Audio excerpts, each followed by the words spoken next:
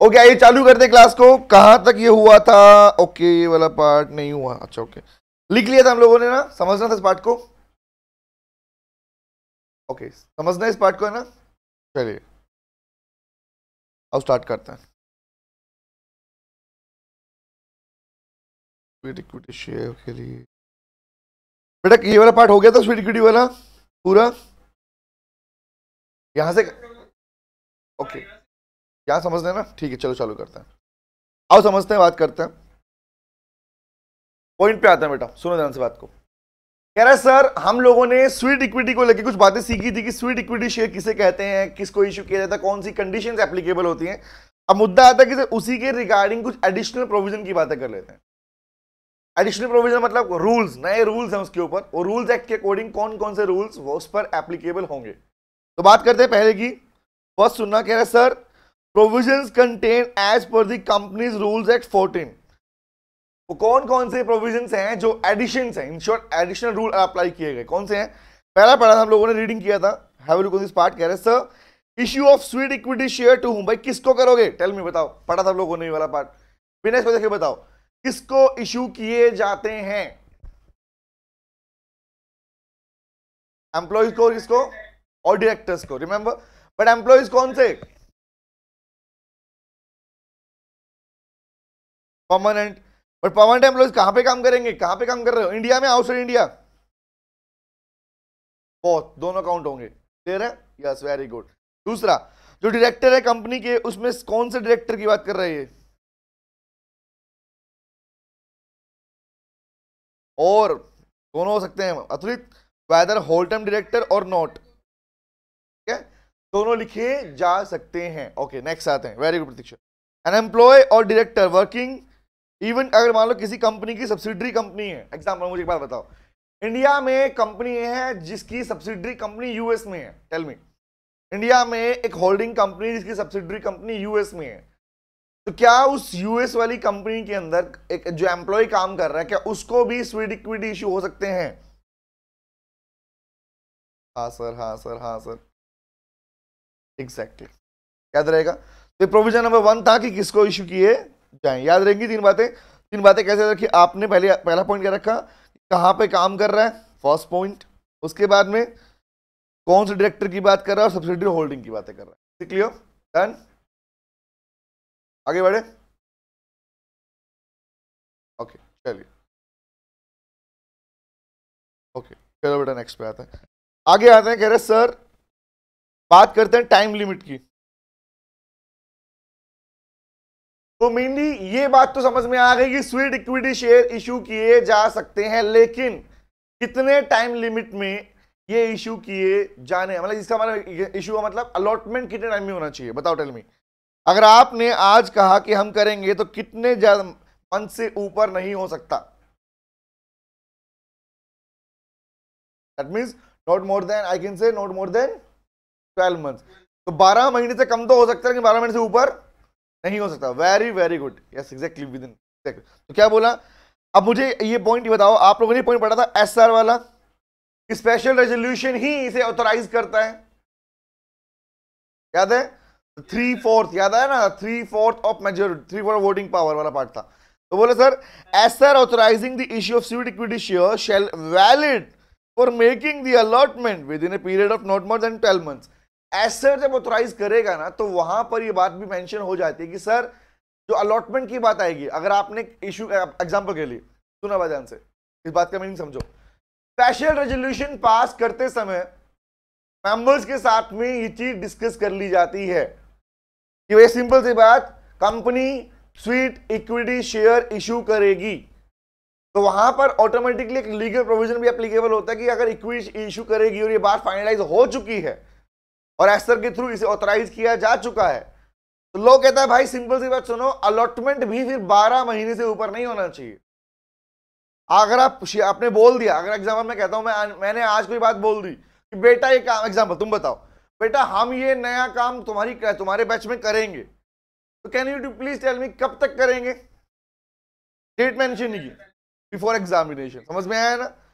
Exam के बाद की कहानी थोड़ी एग्जैक्टली।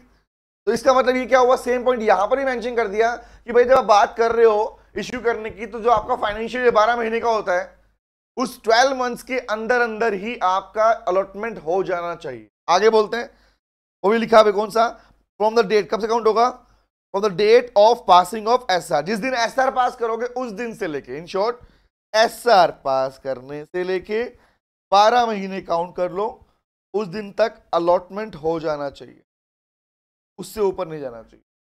Is it clear? से पहले हो जाना चाहिए। डन? ओके, ये था, ये तो लिसन टू मी गाइस, सुनना। तो डिफरेंट प्रोविजंस हैं, ये है अलॉटमेंट के रिगार्डिंग। अगला कौन सा है? Lock in period. Lock in period separate question frame किए जा सकते हैं, ध्यान रखना, सेपरेट क्वेश्चंस। हाँ बेटा बोल।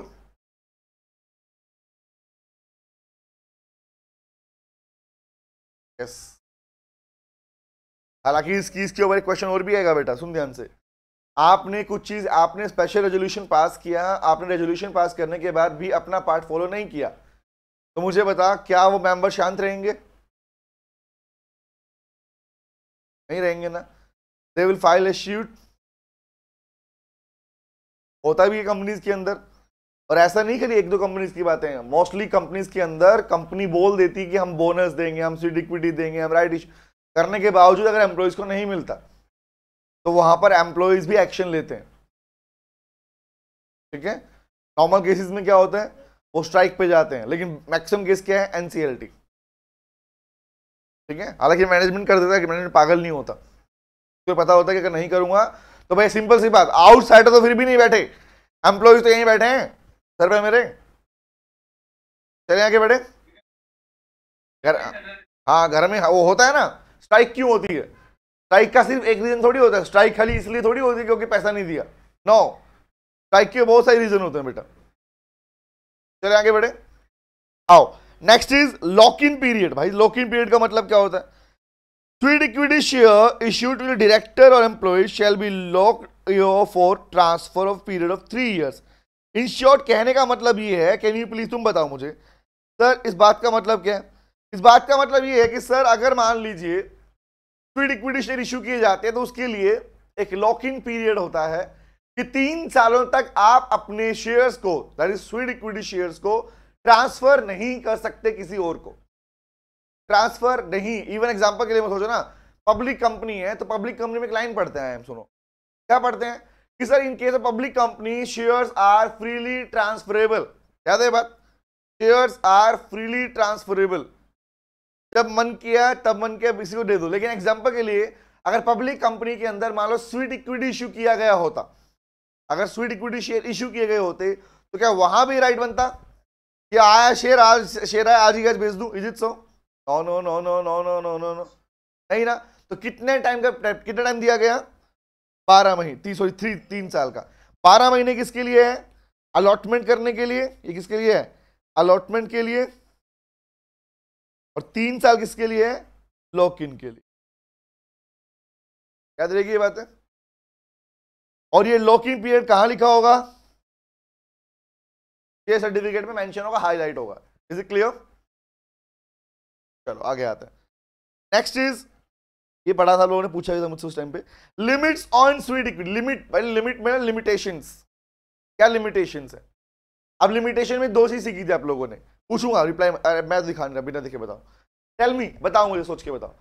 लिमिट्स की बातें की गई तो कोई कंपनी अगर स्वीट इक्विटी शेयर इशू करती है, कोई कंपनी अगर स्वीट इक्विटी शेयर इशू कर रही है तो कितना % से ज्यादा वो स्वीट इक्विटी इशू नहीं कर सकती?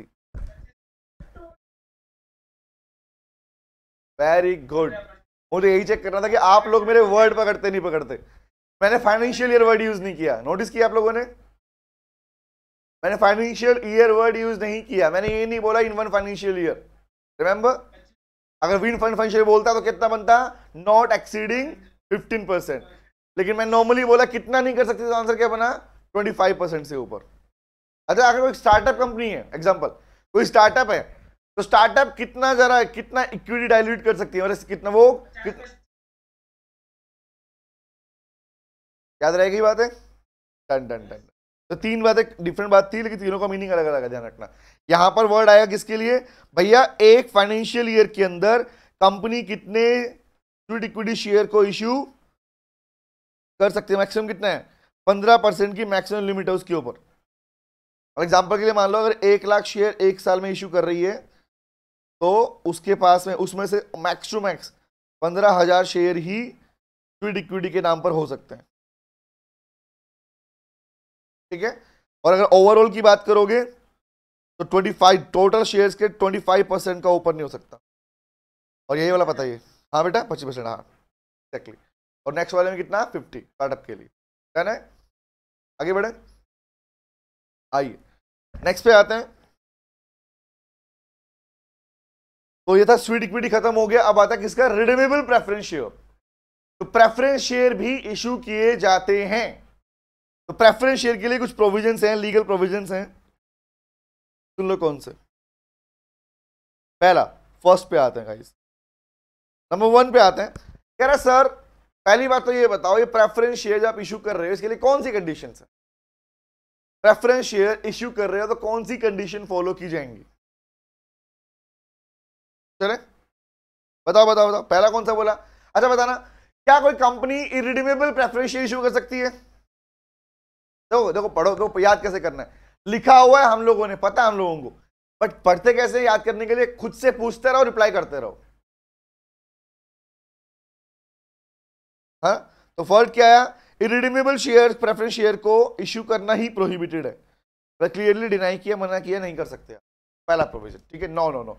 अगर आप प्रश्न खुद से पूछो, देखो बेशक हमने लिखा हुआ है, लॉ के प्रोविजन को याद करने का एक और तरीका है। क्वेश्चन देखो सामने लिखा हुआ है, खुद से क्वेश्चन पूछो, अच्छा इसका आंसर तो ये होगा, उसका रिप्लाई करो। फिर अगला प्रश्न कह रहा सर कितने टाइम पीरियड से ऊपर या मैक्सिमम क्या लिमिट है प्रेफरेंस शेयर को इश्यू करने के लिए टाइम पीरियड की? 20 ईयर्स।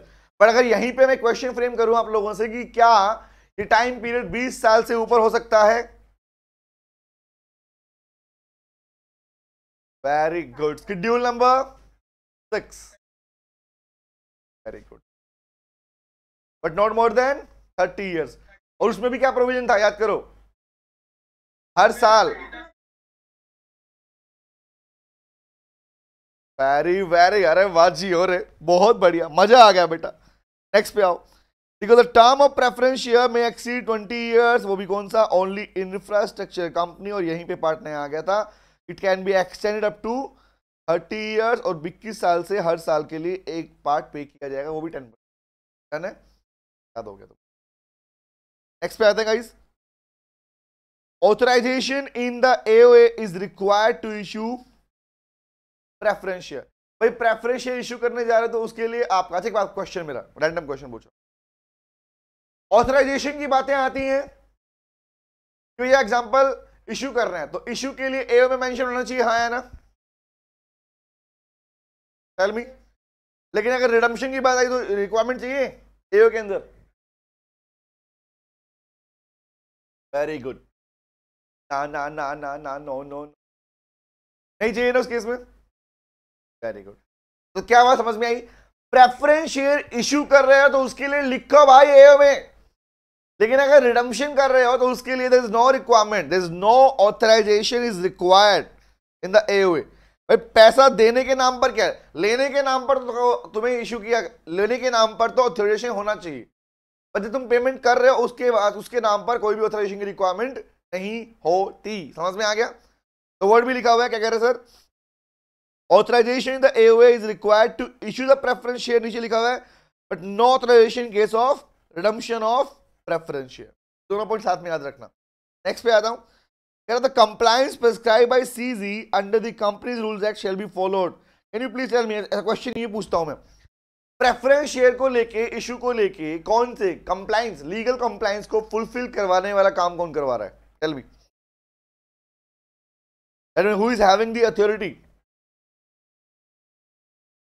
और सीजी बोले तो सीजी बोले तो very good Akanksha, very good Anutej, Akanksha, Riya, MC, exactly याद रहेगी ये बातें। अच्छा भूलोगे तो नहीं बातों को, समझ में आ गया? चलो आगे आते हैं। द नेक्स्ट वन इज भाई preference share can be redeemable only if they are ओहो partly paid up, fully paid up. Fully paid up पैसा पूरा चाहिए ना अपने, भैया हमने पूरा दिया, पूरा दो हमारा पैसा, रिमेंबर। चलो आगे आते हैं। रिडम्पशन के सोर्सेज कहां से कंपनी पेमेंट कर सकती है?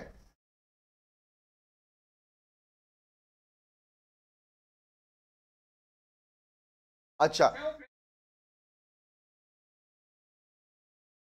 क्या था?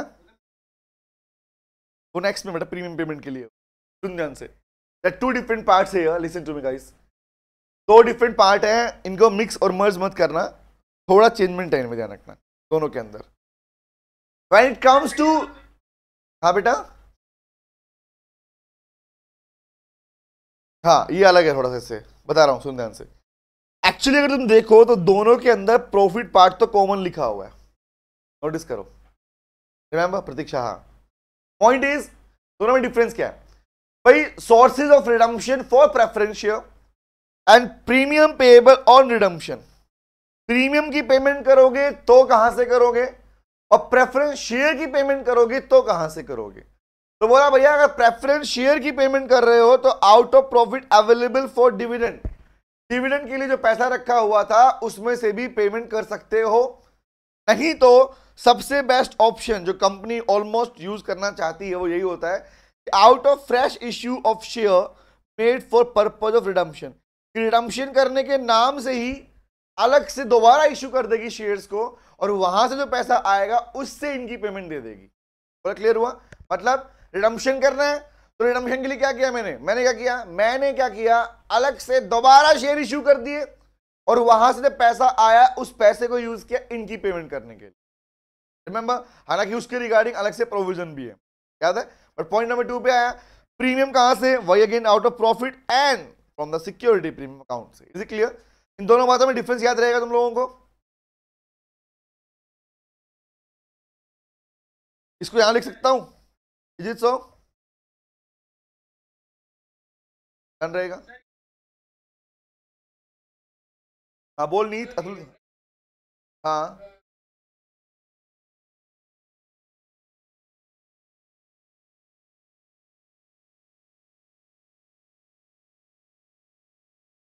हाँ सिमिलर बेटा, सेम क्लास की होनी चाहिए। Neet will tell you the game. सुनो ध्यान से बात को, स्ट्रक्चर क्या चलता है सुनना। नॉर्मली कल है नहीं बेटा, प्रीमियम खाली आप छोटी सी अमाउंट पे करने के लिए क्या करोगे आप? आपने प्रीमियम जब लिया था, एक बार याद कर बेटा आकांक्षा, अभी मैं बाकी बच्चों रिप्लाई करूंगा, आकांक्षा की बात सुन लो। आकांक्षा एक बात बता, जब प्रीमियम लिया जाता है, प्रीमियम के लिए तुमने क्या पढ़ा था, कहां पे ट्रांसफर करना मैंडेटरी है उसको? तो ये करना पड़ेगा ना, तो प्रीमियम घर पे लेके क्यों बैठे हो? समझ में आया? पीओडी घर पे लेके थोड़ी बैठेंगे प्रीमियम को भेजना ही, ट्रांसफर करना ही पड़ेगा इसमें प्रीमियम अकाउंट के अंदर, तो यूज करो। समझी? ओके आओ बेटा, अब बाकी सुनो कहानी तुम लोग। गाइस एक बात सुनना, मुद्दा ये है, इसको ऐसे नहीं समझते, ऐसे समझते।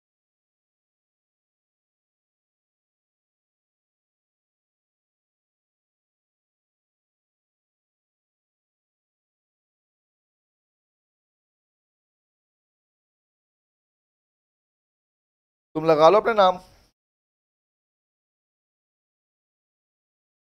हाँ बना लो भाई, मुझे ही बना लो, मैं तो तैयार हूं बेटा, देखो ना बनने को तैयार हूं, ये मैं ही हूं बीच वाला। अब मैंने कही कौन है बेटा, they are preference shareholders, they are preference shareholder. अब देखो ध्यान से, मैं क्या करने वाला हूं, अब मुझे चाहिए आप लोगों की हेल्प। हेल्प मतलब अब मुझे चेक करना है कि आप लोगों ने प्रोविजन अभी पढ़े कि आपको याद है या नहीं। हैंड टू हैंड सारे प्रोविजन रिकॉग्नाइज करने वाले हैं हम, ठीक है? ओके चलो, यहाँ कुछ लोग हैं, मैं कंपनी निकाल लेता हूँ, एक सेकंड रुकना, कोई कंपनी निकाल लेता।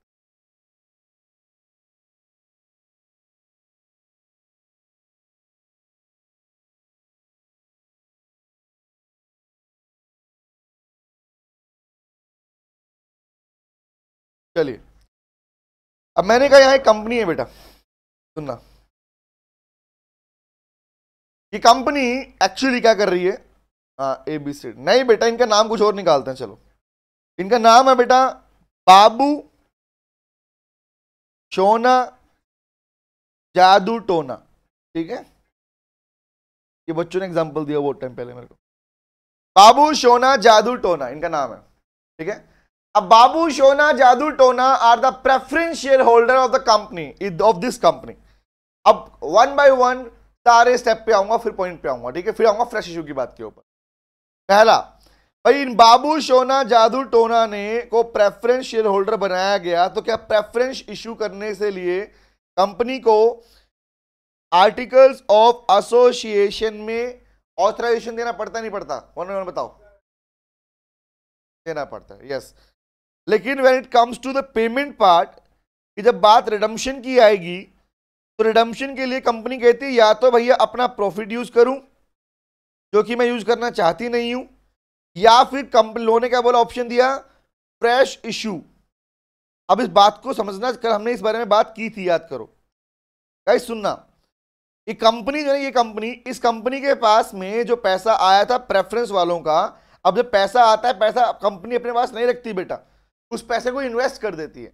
इस कंपनी ने एक मॉल, एक शॉपिंग मॉल बनाने के लिए, एक शॉपिंग मॉल बनाने के लिए वो प्रेफरेंस शेयर वाला पूरा पैसा यहां लगा दिया। सुनना ध्यान से बात को, सिंपल सी बात, प्रेफरेंस वाला पैसा आया था, तो वो क्या किया, जो प्रेफरेंस पैसा आया था उस सारे पैसे को उसने उस शॉपिंग मॉल को बनाने में इन्वेस्ट कर दिया। और नॉर्मली हर एक ऑब्वियस बात है, तो शॉपिंग मॉल वाला पार्ट क्या है, एक प्रोजेक्ट है बेटा, एक प्रोजेक्ट है, रिमेंबर, एक इंफ्रास्ट्रक्चर प्रोजेक्ट। एग्जांपल, सुनना ध्यान से बात को। अब मॉल बना रही है कंपनी, इसके लिए इसके पास जो प्रेफरेंस का पैसा आया था वो सारा इसने उसमें लगा दिया। अब होता क्या है प्रैक्टिकली, जब भी आप कोई प्रोजेक्शन लगाते हो, कंपनी, लिसन टू मी, अब जो बोलने वाला हूं काम की बात सुनना। हाँ, एग्जांपल कल दिया आकांक्षा करिए, यस, उसी पॉइंट पे आ रहा हूं बेटा मैं। सर नॉर्मली चाहे वो इक्विटी शेयर हो या प्रेफरेंस शेयर हो, सुनना, इक्विटी शेयर हो या प्रेफरेंस शेयर हो, कंपनी जो पैसा आपसे शेयर या डिबेंचर के थ्रू लेती है, कंपनी एट द एंड उस पैसे को यूज करती है इन्वेस्टमेंट्स के लिए। अपने पास रख के बिना बात का बर्डन, बिना बात की लायबिलिटी नहीं क्रिएट करेगी। दूसरी बात, चैप्टर नंबर 2 में पढ़ा था, 3 में पढ़ा था, प्रोस्पेक्टस। प्रोस्पेक्टस में लिखा होता है कि कंपनी उस पैसे को कहां पे इन्वेस्ट करेगी, कितने सालों के लिए ले रही है और कितने सालों के बाद रिटर्न देगी। अब हुआ क्या, कंपनी ने प्लान किया था, इनको बोला था, कंपनी ने इनको कहा था कि देख भाई 5 साल तक चुप रहना। क्या बोला था? 5 साल तक चुप रहना, 5 सालों के लिए। हालांकि मैक्सिमम कितना हो सकता है, टेल मी, मैक्सिमम कितना हो सकता है, टेल मी, 20 साल, रिमेंबर।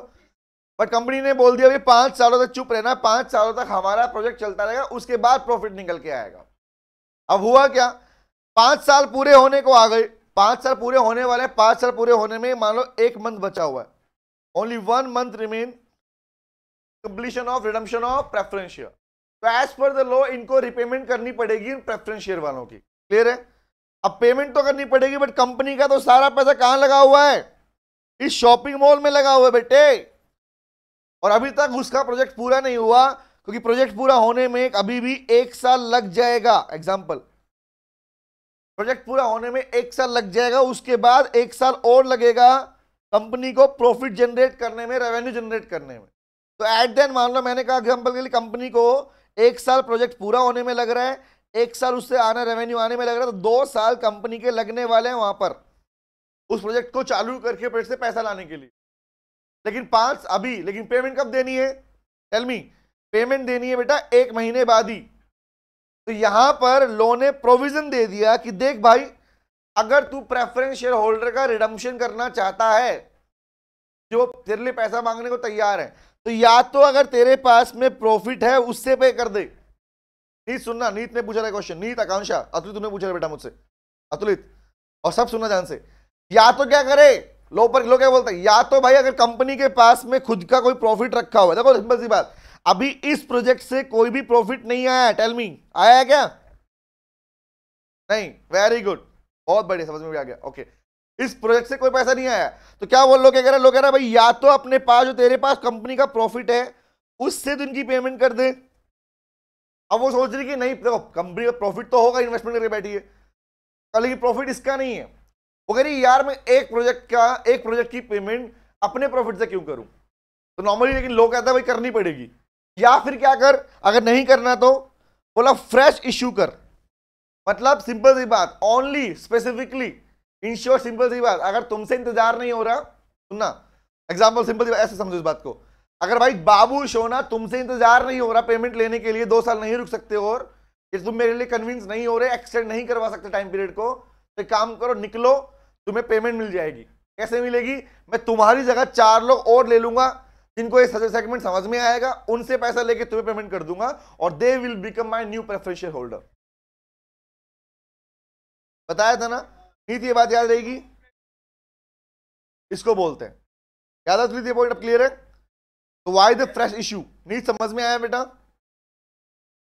आकांक्षा यस सर, यस सर, और समझ में आया? तो अब हो क्या रहा है भाई, अगर ये नहीं मान रहे मत मानो, तो क्या करेंगे, जो प्रेफरेंस शेयर इनको इश्यू कर रखे थे वही वाला मैं दोबारा से फ्रेश इश्यू करूंगा, वो भी कितना लिखा है, मेंशन भी किया हम लोगों ने, उतनी ही अमाउंट का, equated to, equals to the same amount,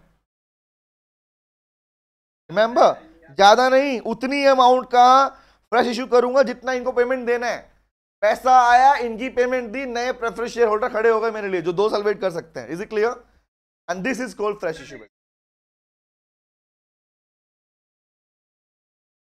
हाँ सेम क्लास का बेटा, अमाउंट तक सुन अतुलित, अतुलित नहीं नहीं नहीं, अमाउंट तक सेम है तो शेयर की क्लास भी क्या बोलेगा, सेम होगी नहीं होगी? समझ में आया डन सबको? चलिए, तो ये पॉइंट था बेटा, ये था, इसका मतलब यहां से क्लियर हो गया प्रिडम्पशन कहां से होता है, फ्रेश इश्यू से होता है। हालांकि इस फ्रेश इश्यू को लेकर प्रोविजन अलग भी और अलग प्रोविजन है, ठीक है, दूसरे आपने पढ़ा हुई बात। नेक्स्ट इज प्रीमियम कहां से पे करोगे, प्रॉफिट में से पे करो या सिक्योरिटी प्रीमियम अकाउंट से पे करो? कोई शंका, कोई डाउट है यहां तक? बोल।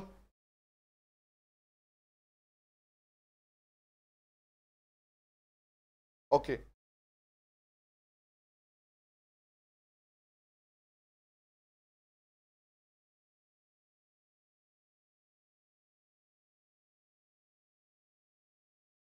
Overall yes exactly. डिफरेंस देखिए है, समझ रहा, डिफरेंस समझ, प्रॉफिट का पार्ट है। अब नॉर्मली मुझे बता, जब प्रॉफिट कंपनी रखती है तो वो सिर्फ प्रेफरेंस वालों के लिए होता है क्या?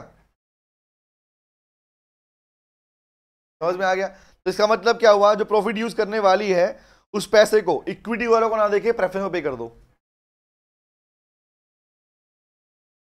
ठीक है। प्रीमियम वाले में क्या बोला, जब प्रॉफिट कंपनी के पास में है, वो भी किसके लिए होता है बेटा, वो डिविडेंड ही तो होता है, इक्विटी वालों के लिए, प्रेफरेंस वालों के लिए। समझ में आ गया पॉइंट? क्लियर है? वो करने होते हैं, वो करने के बाद ही बेटा,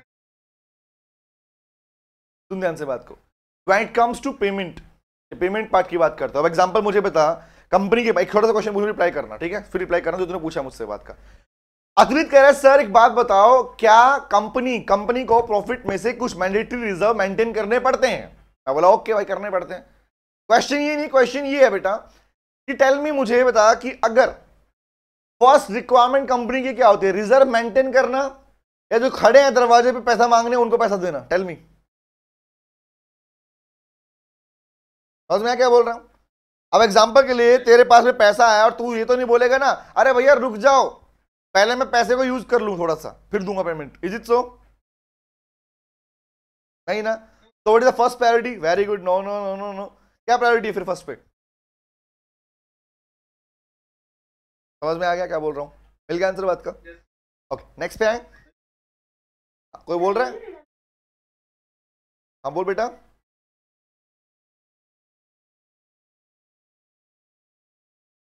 हाँ बेटा, ऑब्जेक्शन होगा ना उनके लिए, फ्रेश इशू दोबारा, वही उनके दोबारा प्रोविजन एप्लीकेबल होगा फ्रेश इशू वाला। अब भाई सिंपल सी बात ना, कंपनी चला रहे हो तो प्रॉब्लम्स तो आएंगी, प्रॉब्लम्स आएंगी तो आपको मैनेज भी करनी पड़ेगी। क्लियर हो गया? चले आगे, ओके नेक्स्ट पे आता है। चलिए बेटा, तो नेक्स्ट बोल रहा है भैया, ये तो बात थी कहां तक की, पेमेंट करने की बात थी, अब दोबारा बात आ गई, या फिर आप देखो सिंपल सी बात, अलग नहीं है, सेम इसी का पार्ट है। ये जो बार बार हम बोल रहे हैं ना, प्रॉफिट में से, प्रॉफिट में से, प्रॉफिट में से पेमेंट करेंगे, ये प्रॉफिट में पेमेंट करते कैसे हैं वो सुन लो ध्यान से। अब लिखा हो ना, out of profit, out of profit, मतलब इसी बात को आगे डिस्क्राइब किया हुआ है। आउट ऑफ प्रॉफिट का मतलब क्या है भैया, कि जैसे ही प्रॉफिट आया उसमें से एक रिजर्व मेंटेन करना मैंडेटरी है। Atulit, which reserve? That is capital redemption reserve. Capital redemption reserve नाम से क्लियर है, कैपिटल बोलो शेयर कैपिटल, रिडम्पशन पेमेंट करने के लिए रिजर्व मेंटेन करना मैंडेटरी है, लिखा हुआ है मैंडेटरी है। कब है? If preference share are redeemed out of profit. भैया एक बात बताओ, अगर कंपनी को, लिसन टू मी गाइस, सुनना, अगर कंपनी ने ये बात फर्स्ट डे ही मेंशन कर दी कि कंपनी प्रेफरेंस शेयर वालों का पेमेंट फ्रेश इश्यू करके नहीं करेगी, वो प्रॉफिट में से ही करेगी, तो जब तुमने फर्स्ट डे बोल दिया, तुम्हें क्लैरिटी है कि पेमेंट देना है वो भी प्रॉफिट में से, तो पहला काम क्या करोगे? टेल मी, बताओ। वेरी गुड, वेरी गुड, बहुत बढ़िया। यू हैव टू क्रिएट, क्या? The company must create, shall create capital redemption reserve for the payment of preference share. Clear है? बट कब होता है ये रिजर्व? देखो, आपने कल पूछा ना, किसी ने बच्चे पूछा सर मैंडेटरी क्यों है? मैंडेटरी सिर्फ तभी है बेटा जब प्रॉफिट में से पे कर रहे हो, ठीक है? बाद में तो नहीं बोल पाओगे ना। अब मान लो एग्जांपल, तुमने कहा था प्रॉफिट में से पे करूंगा, एग्जांपल कंपनी ने कहा था प्रॉफिट में से पे करूंगी, और बाद में कंपनी बोलती ओ हम तो रिजर्व बनाना भूल गए, पैसा सारा खा गए। अब बताओ, प्रॉफिट खत्म हो गया, प्रॉफिट अम हो गया, खत्म हो गया, अब क्या करोगे? Tell me. आओ एनसीएलटी से, वेरी गुड। चलो नेक्स्ट पे आते हैं। नंबर 2 इज, या फिर दूसरा ऑप्शन क्या था? अमाउंट जो भी ट्रांसफर किया जाएगा सीआरआर में। हाँ बोल बेटा।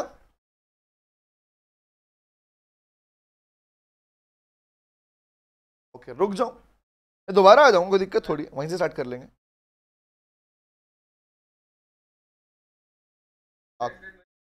ओके चलो ठीक।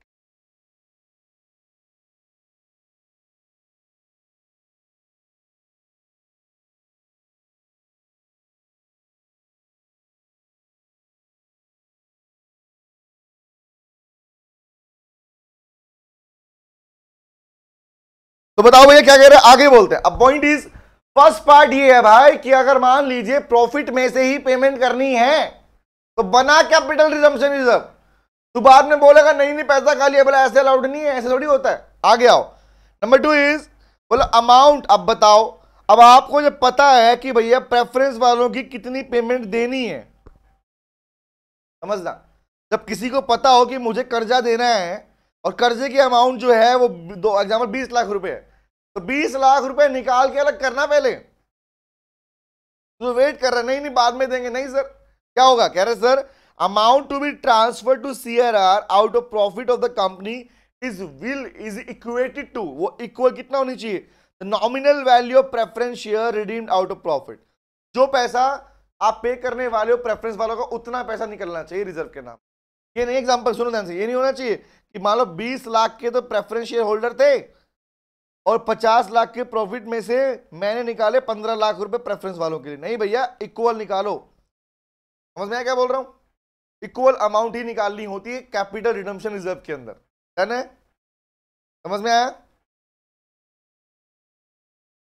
Done done done done. Okay, आते हैं नेक्स्ट पार्ट के ऊपर। ओके नेक्स्ट इज, भाई सीआरआर को यूटिलाइज करने को लेके क्या प्रोविजन है? बोल रहा सर सीआरआर में be utilise only for the purpose of issuing fully paid bonus share to the member. अगर आपको ये पैसा यूज करना है, देखो पहली बात तो क्या थी, पेमेंट करनी है उसके लिए यूज कर सकते हो, या फिर क्या बोला, इस पैसे को fully paid bonus share issue करने के लिए भी यूज किया जा सकता है। क्या बोल रहा हूं? Fully paid bonus share issue करने के लिए भी यूज किया जा सकता है। Number 2, all the provisions of the act relating to reduction of share capital. Guys सुनना, ये दोनों प्रोविजन इंपॉर्टेंट प्रोविजन है, सुनना। पहले पार्ट को एक बार ध्यान से पढ़ो। यहां मैंने शैल लिखा है या मे लिखा है? ये मस्ट लिखा है, मे लिखा है? मे लिखा है, मतलब हो सकता है, ये मैंडेटरी नहीं होता कि सीआर। अब एक बात बताओ, आप सीआर एक साइड तो आप कैपिटल रिडम्पशन रिजर्व, सब सुनो ध्यान से बात को, एक साइड तो आप कैपिटल रिडम्पशन रिजर्व बना रहे हो प्रेफरेंस वालों की पेमेंट करने के लिए, और एक साइड में आप बोल रहे हो मैं fully paid bonus share issue करूंगा। ये बात सेम है क्या? इज इट सो? बात सेम तो नहीं है? तो एग्जांपल के लिए अगर कंपनी बोल रही है कि कंपनी इज यूजिंग सीआरआर और fully paid, issuing fully paid bonus share, इसका मतलब ये नहीं हुआ क्या कि कंपनी ने रिडम्पशन ऑफ प्रेफरेंस शेयर के लिए कोई और ऑल्टरनेट निकाल रखा है? आकांक्षा बोल बेटा, क्या पूछ रही है? आकांक्षा बोलो बेटा। अनुतेज हाँ सर, यस सर।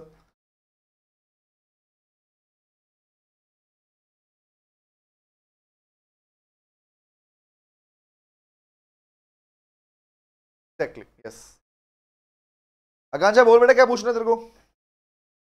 अच्छा नेटवर्क इश्यू था इसलिए, अच्छा ठीक है ओके। आकांक्षा दोबारा रिपीट कर रहा हूं बेटा। आकांक्षा सब सुनना ध्यान से बात को, छोटी सी बात है गाइस। यहां जो तुम्हारा भोला भाला सीआरआर है, कैपिटल रिडम्पशन रिजर्व, इसे आप दो पार्ट में यूज कर पा रहे हो। या तो क्या बोला, अगर आपने रिडम्पशन करना था प्रेफरेंस शेयर का, रिमेंबर, तो रिडम्पशन ऑफ प्रेफरेंस शेयर वाले पार्ट के अंदर जब जब आप कह रहे थे, आपने पहले कहा था कि प्रॉफिट में से पे करेंगे, तो रिडम्पशन के लिए यूज करते हो। या फिर क्या बोला, fully paid bonus share issue करने के लिए, दिस इज द पार्ट। या फिर इसी पार्ट को फुल्ली पेड बोनस शेयर को इशू करने के लिए यूज किया जा सकता है। तो मुद्दा ये है भाई, दोनों में से किसी काम के लिए भी इशू किया। अगर मान लो सिंपल सी बात, अगर आपने fully paid bonus share issue कर दिए इस सीआरआर में से, तो भाई रिडम्पशन कहां से होगा फिर बताना, टेल मी। बोलो बोलो बोलो। फ्रेश इशू कहां से होगा? नाइस। अतुल जो प्रोविजन वही लेके चलेंगे, कहां से होगा? फ्रेश इश्यू में से होगा। ओके अतुल सोच, कैपिटल तो इन्वेस्ट कर चुका है तू, है ही नहीं तेरे पास। समझ में आया? ओके चलो आगे आते हैं guys. Next is all the provision of the act relating to the reduction of share capital. अब बताओ, कह रहा भैया अगर आप सारे के सारे प्रोविजन जो reduction of share capital, that is section number 66 जो आएगा, कह रहा sir shall apply to CRR, वो भी सीआरआर पे अप्लाई भी होते हैं। एग्जांपल ये बात मैंने कैसे नहीं पूछी, दोबारा सेकंड तरीके से पूछी थी, रिपीट कर रहा हूं। Can you please tell me, अगर कंपनी के पास है ही प्रेफरेंस शेयर, है ही प्रेफरेंस शेयर, और कंपनी ने इस प्रेफरेंस शेयर के नाम पर अपना सीआरआर भी मेंटेन किया हुआ है, तो what will be the paid up share capital in case of reduction of capital? Tell me. तो वही सीआरआर बन जाएगा, क्या बन जाएगा बोलो? Paid up capital of the company. तो है वही तो बोलोगे ना अमाउंट। कौन सा वाला बेटा?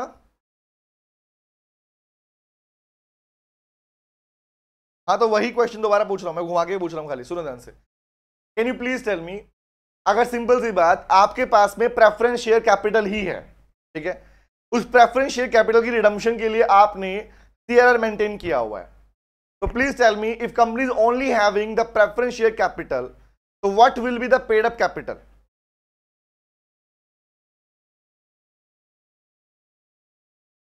सिंपल सी बात, समझ में आ गया? ये पॉइंट ही पूछा था मैंने। ओके चलें नेक्स्ट पे आते हैं। बताओ बेटे बताओ, अब तुम पेमेंट की बातें तो बहुत कर चुकी, इतना पैसा तुम्हारे पास हो गया कि तुम पैसा बांटने की बातें कर रहे हो। तो बताइए क्या कंपनी के रजिस्ट्रार को, आरओसी को इंफॉर्मेशन नहीं दोगे? यस सर क्लियर हो गया, वेरी गुड थैंक यू। देना पड़ेगा कितने दिन के अंदर? 30 डेज के अंदर इन द प्रेस्क्राइब्ड मैनर। और अगर और साथ में क्या देना पड़ेगा? Copy of altered MOA, that is alteration के बाद जो एमओए परचेज हुआ। वेरी गुड बोल। नहीं बेटा ऐसा नहीं है, सुन ध्यान से, ये एक सेपरेट रूल्स आया, एनसीएलटी रूल्स आएगा इसके अंदर बेटा, एनसीएलटी रूल्स एक्ट 2016 आएगा, उसमें नया पार्ट है, that is section number 66 reduction. Don't worry, क्या करूंगा मैं, जैसे ऑल्ट्रेशन पढ़ाऊंगा, ऑल्ट्रेशन के बाद ही हम पढ़ लेंगे अपने पास में रिडक्शन ऑफ कैपिटल वाला पार्ट, ठीक है? नहीं पढ़ा बेटा, वहां सिर्फ नाम आया था उसका बेटा, डिटेल किया था क्या आकांक्षा? वहां पढ़ा, डिटेल पढ़ा हम लोगों ने, 5 पॉइंट लिखवाए थे मैंने, इंक्रीज, रिमेंबर, कंसोलिडेशन, डिवीजन, बोल बोल बोल। नहीं सुन ध्यान से, एग्जैक्टली बात तो वही है ना बेटा, कैपिटल क्लोज भी ऑल्टर कर रही है, मतलब एमओए का ऑल्ट्रेशन हो रहा है ना?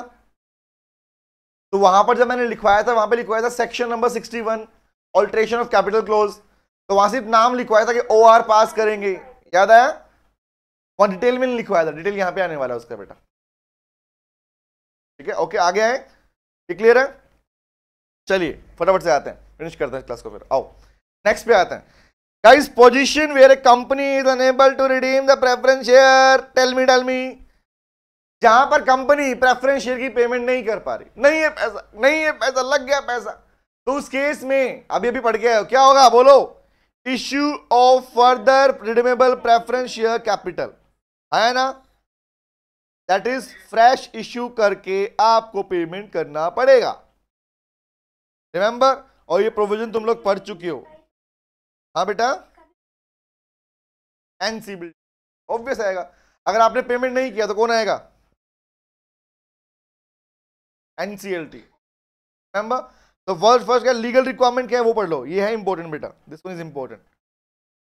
फ्रेश इश्यू करना होता है okay, but what are the legal requirement पढ़ लो। Consent of all the holders, वो भी कैसे? 75% in the value of unredeemable share is required.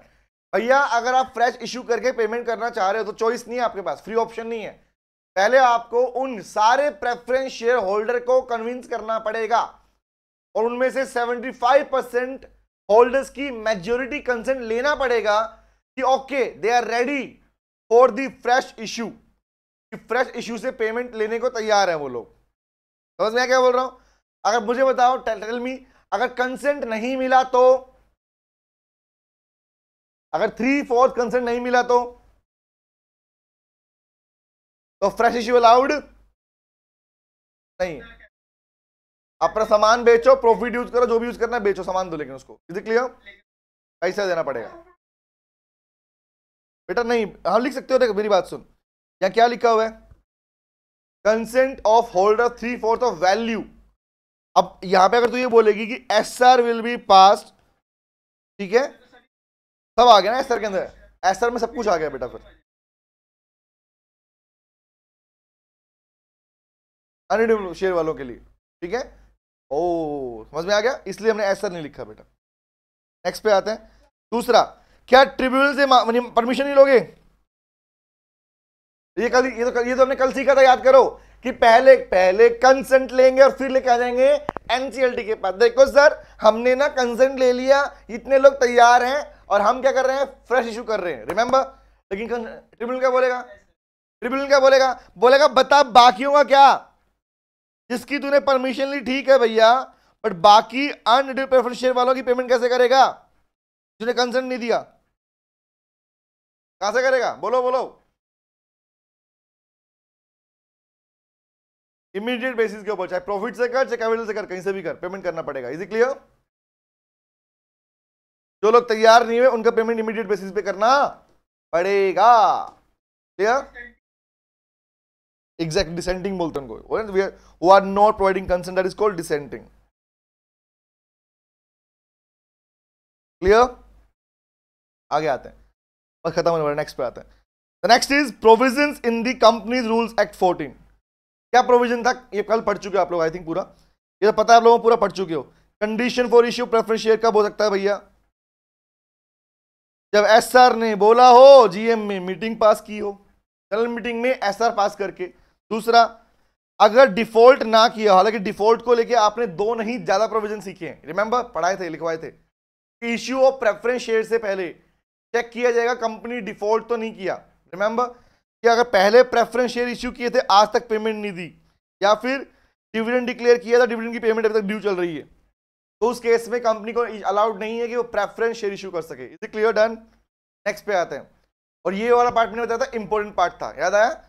कि कंपनी प्रेफरेंस शेयर को 20 साल के बाद भी रिडीम कर सकती है। प्लीज टेल मी, बताइए, याद है पार्ट आपको? 20 साल के बाद, मैक्सिमम लिमिट कितनी? 20 साल है, हाँ। तो 20 साल के बाद कब पेमेंट करने का क्या तरीका है? क्यों करती है? कौन से केस में होता है? That is schedule number 6। उसके बाद में कितने साल से ऊपर नहीं जाएगा? 20 तो ठीक है, कितने अप टू मैक्सिमम कितना है? 30 साल। और हर साल क्या करना पड़ेगा?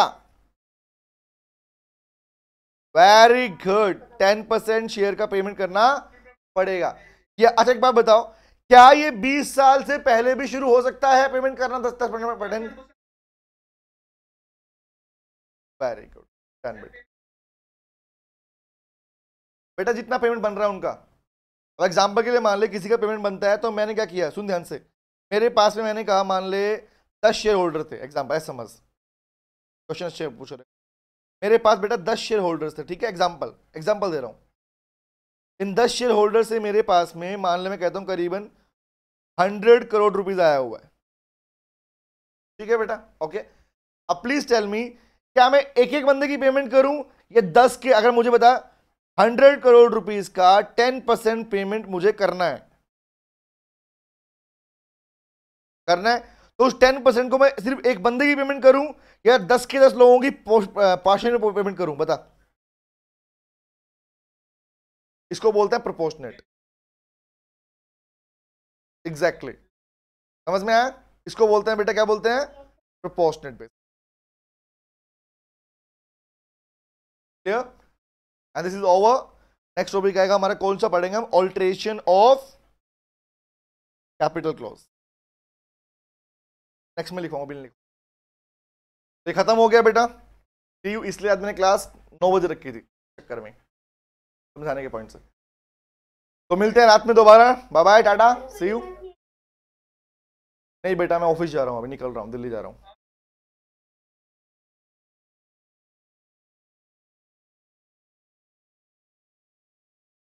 ठीक है, कोई नहीं, मेरी अपनी क्लास का टाइमिंग फिक्स है, जो मॉर्निंग में ले रहे हैं और रात को ले रहे हैं, 2 क्लास तो चल रही है हमारे पास।